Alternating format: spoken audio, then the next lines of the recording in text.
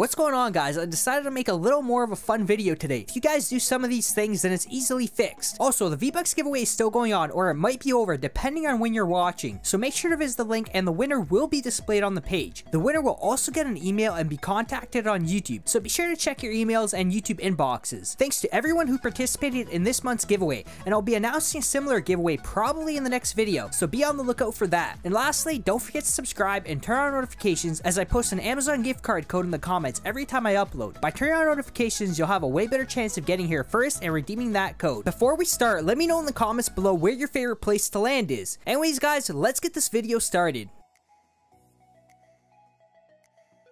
Now, this one's super important, and I'm talking about right when you land. If you land beside a house, grab a gun and start gathering materials. If you're inside a house, then destroy all the wooden objects inside it. If you're in some rural area, then as you loot, destroy a few trees. I'd much rather have a pistol and 100 wood compared to a bunch of epic weapons with no materials at all. You might think you can run to cover, but if you're getting shot at, that doesn't really help. By you running to cover, you're not paying attention and you're not able to shoot back. And by the time you get to that cover, you'll be pretty low on HP. But if you got materials, you'll be able to build a wall instantly with some stairs, and having cover you can build is so much better. You can head peek and take a few shots every few seconds, not exposing your whole body, making it harder for your enemies. You can also instantly block shots with walls and stairs. And lastly, you can get the high ground anytime you want, making it easier for you to track your targets and peek over. You will always see me go for materials anywhere I can, especially when I land. So guys, don't neglect those early game materials because they're super important to make it out of early game.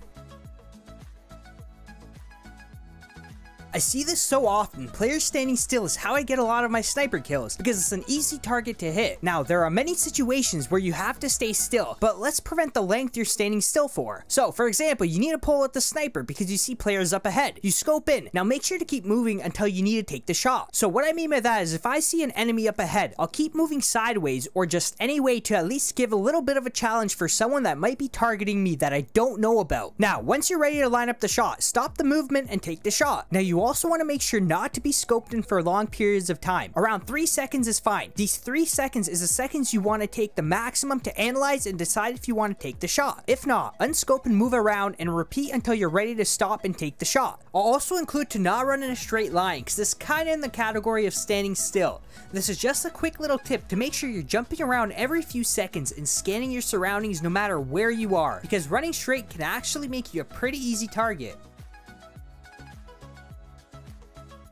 Don't save your shields, but this is to a certain extent. If you're in a smaller area and you can see if anyone landed nearby or not, and if someone landed nearby, then use that half shield potion and don't question it, because anything can happen. He might sneak up, and without that shield, he can drain your health. You'll feel a lot safer with that shield, because I sure do, and sometimes use the half shield even if I don't see anyone around, because since the recent updates, the half shields literally spawn in every corner. Have you guys noticed that they've been super common for the past few weeks? Anyways, too many people wait to pick up mini shields before using the half. That's fine if you know there's no one around. Once you spot one enemy, use that shield because you never know if he's pushing you the second he finds a weapon. You might kill him and complain in the comments that you still had 10 HP left and you don't have that shield to use after the fight. Well, Jimmy, guess what? That shield has saved your life, so use those shields.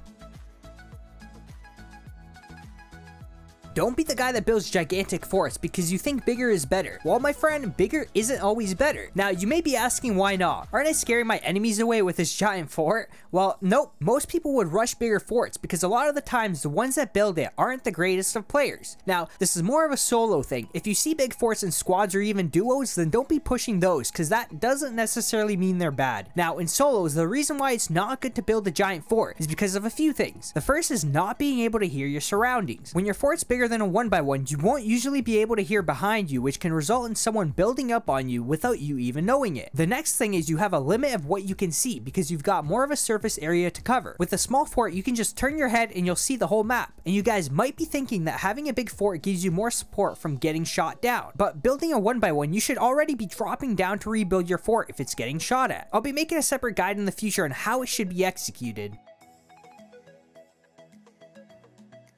I'd rather have people build massive forts than not build at all, especially endgame. So many people hide in bushes or behind trees, and they think they're safe, but they aren't, because other players are constantly scanning the area, and if those other players find out you're in that bush or behind that tree, then you're absolutely dead. You don't have some sort of spidey sense that notifies you someone's looking at you. If you did, then you can probably get away, but you don't. And you're absolutely not gonna move if you haven't moved yet. The player will line up the shot and take you out, and even if you start dodging some shots, you're probably gonna run and not build to block those shots, which will just result in dying anyways. So guys, especially endgame, don't hide in bushes or behind trees. Make a fort and scan your surroundings. That way you can figure out where the last few players are and be more aware in those locations.